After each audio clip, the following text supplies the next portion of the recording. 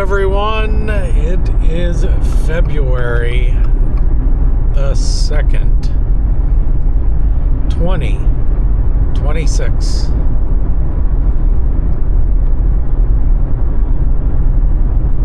Thank you, everyone, for joining me wherever you come from, wherever you're coming from right now. Sitting on your couch, on your phone, on a computer, on a Switch, on a tablet, wherever. Thank you so much for joining me today on this beautiful central Pennsylvania day. It is an absolute gorgeous day out. It feels like a heat wave. It is 30 degrees here today. And today you're joining me on a drive home. Although I'm not really driving home per se. I am driving to pick my daughter up because we have an appointment back near my place of work. So about a half an hour there, half an hour back. Fun stuff.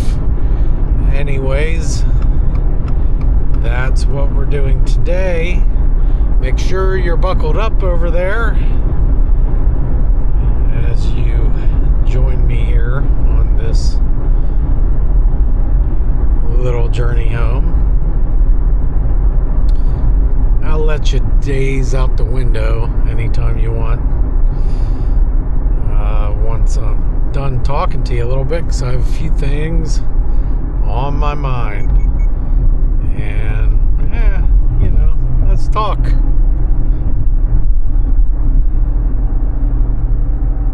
First of all, yesterday I finally released that history video about Toe Hill. And I put a lot of work into that video. Not really used to doing that kind of level of research and recording and all that kind of stuff. But that video, it evolved over time. Originally it was going to be about a different area within those, within that forest region, those game lands. It was going to be about a place called Scotia that Andrew Carnegie actually owned and mined for a while. It sits on the same mineral kind of mine ridge there that Scotia sat on.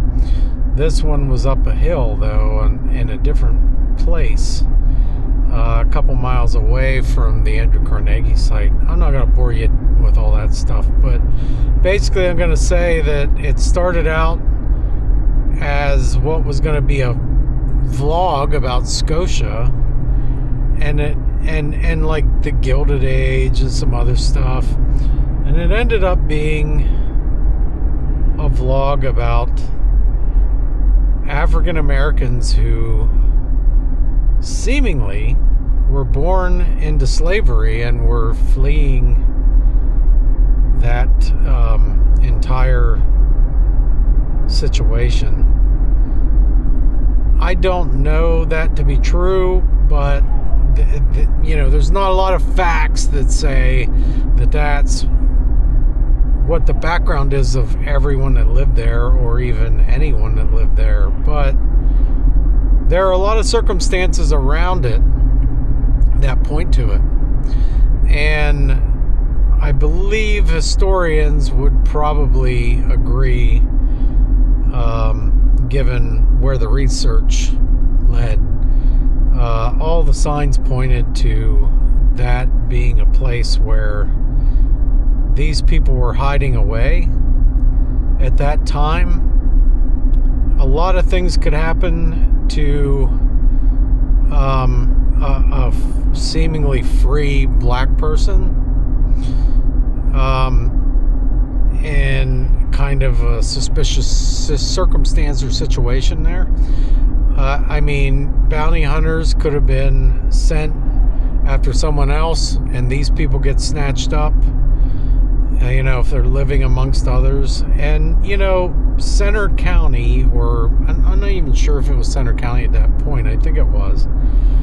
But there were a few towns and a few areas there that weren't exactly friendly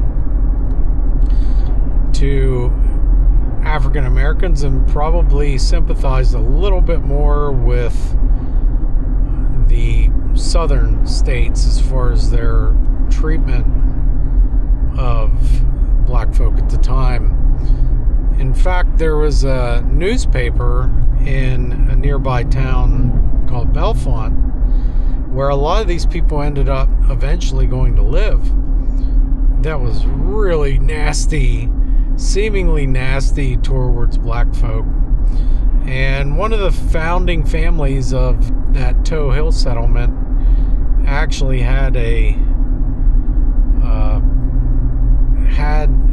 I think one of the kids of the people that lived there, one of the boys, committed a murder, supposedly. Maybe even a rape, but definitely a murder. And just reading the situation, it's a little sketchy. It's a little sketchy, some of the details around how they convicted this guy. So, I mean, and reading the newspaper article from the newspaper from Bellefonte, it is very, what we would call today, racist. Very. And shocking, in fact. And shocking about some of the other articles written about the people that were at Toe Hill over the years, or people that used to live there, just how they treated those people and the things that they said about them. I don't know. I mean, maybe I'm just being overly sensitive about it, but it the people lived at Toe Hill for a reason. And if it wasn't because they were runaways, which again, there's a story that I might tell down the road from there. I might go back there again some other time and tell a story relating to some runaways and a local abolitionist. And it's just an interesting story about, well, I won't get into it now, but these people might have been the first people that lived at Toe Hill, that actually lived in a cabin there. Again, the details are very light, very sketchy. I mean, you got to keep in mind that people in that era were not exactly great record keepers of history. A lot of them were just trying to survive, particularly in a black community like that. And a lot of them probably weren't well educated at the time.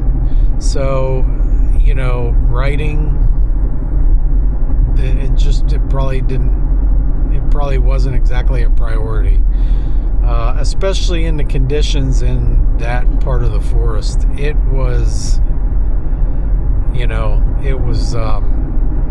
something. Anyways, it was all about survival for those folks. That's what they cared about. So anything other than, say, oral history probably wasn't really kept. So, maybe someone in one of the ancestors might have some of that oral history right now. They might know some of the stories. I don't know. Like I said, there's not much written down, and the Black History Project of Center County has done a lot of work, and I've never talked to those folks. I don't know. I mean, they seem to be just people doing some research on their spare time for the most part. I believe. I could be wrong with that. I don't think it's like some paid position. But those folks have done a lot of really good research into and around the area and the people, and that's really what I based a lot of stuff on. story that I told there, it's all, true, some speculation, but it's all true. But I think there's other places that we can go that I would consider may be true and not 100% fact. So I don't know. Maybe you guys think that maybe I shouldn't. I don't know. Maybe I shouldn't go there. But there's nothing, nothing that I think a historian wouldn't say when it comes to that story. So, anyways, that's a little bit of my thoughts on the whole Toe Hill thing. I will return to tell a couple more stories there. Probably not this year. Maybe I will this year, but probably not. And I'll probably return when there's not snow on the ground. I'll tell you that much. But that area, it exists in a really weird weather formation, like somewhat fairly unique. It's like called it's called a frost pocket, and there's not a lot of frost pockets even anywhere in the world. So it kind of sits in this area where the weather descends from the mountains here into that little valley, and at times it's like 10 to 20 degrees cooler there. So yeah, I was surprised when I walked into that place and there was snow on the ground, because the land surrounding that area, no snow. There's no snow anywhere, or there wasn't at that time around that area. I wasn't expecting to have to trudge through the snow. Another thing is, the sun was starting to get a little bit low, and so I had to get out of there. Otherwise, I might have told more stories and looked at some more of the mining areas. I think there's another story to be told about the mining at Toe Hill. Again, I'm not telling those stories probably this year, not for the America 250 thing. That's one story a month. I'm counting that one as January, even though I premiered it at the beginning of February. So the next story is not going to be mining in Scotia. It's not going to be part 2 in that mining story there. I'm thinking about doing something else, and I may have to travel a little bit.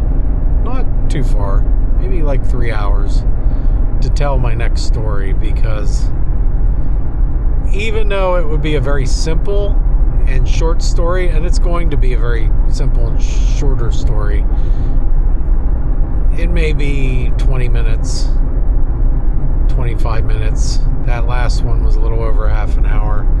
I'd like to keep it around there if at all possible, if not shorter. But this story is going to be way more local to where I live, but I want to make it expand a little bit. Man, that sun. I'm at the top of a mountain right now on my drive, and the sun is just way overhead, just beating down on me, and I broke my prescription sunglasses. I need to get a little screw and screw that in to hold the one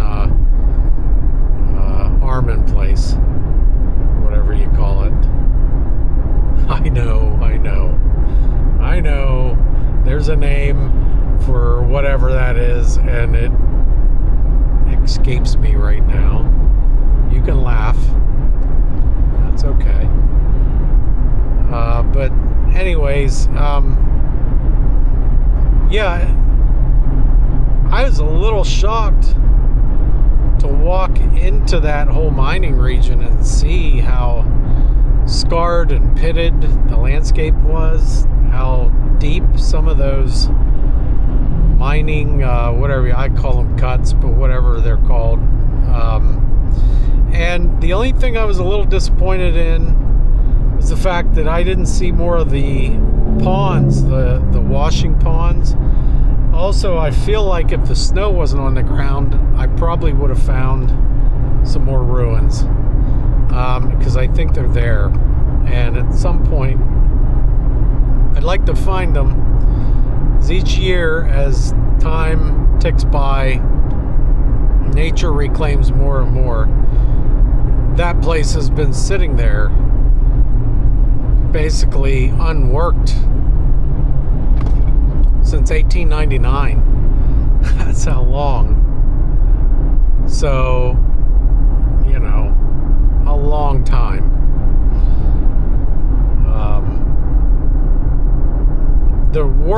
The original mining started in the early 1800s by hand. So that site, it's really old. It dates back to near the beginning of the nation. Probably about 30 years or so, 25, 30 years after the founding document was signed. So, I mean, that tells you how old that and how long that's been sitting there. And it's been sitting there dormant and abandoned since 1899, like I said. Other than hunters, people walking the trails, biking, ATVs, things like that. And so I worry about that too, like people on ATVs maybe not respecting historic things at times, or people on other forms of, you know, like bikes or whatever. I think people typically walking in there, and people honestly on bikes, would probably respect the historic aspects of that place. But, you know, hunters, people on ATVs, I don't know, maybe not. Maybe they would. I know some of them do. In any case, that's my rambling for today. I'm really excited to have that out there and have the first episode out. I'm excited that story came from a lot of research. I didn't throw a ton of factual research in there because I thought that would be kind of boring. But at some point, I would like to go back there and cover a more fact-based thing. Maybe from a shorter video, maybe a longer video, I don't know, we'll see. But I just really enjoyed doing it and enjoyed putting it out there. And I believe there's way more of a story.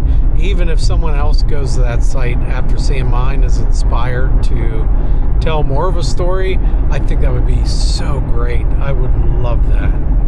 Someone would go there, maybe improve upon what I did, do a better job, put in more research. That would be so awesome.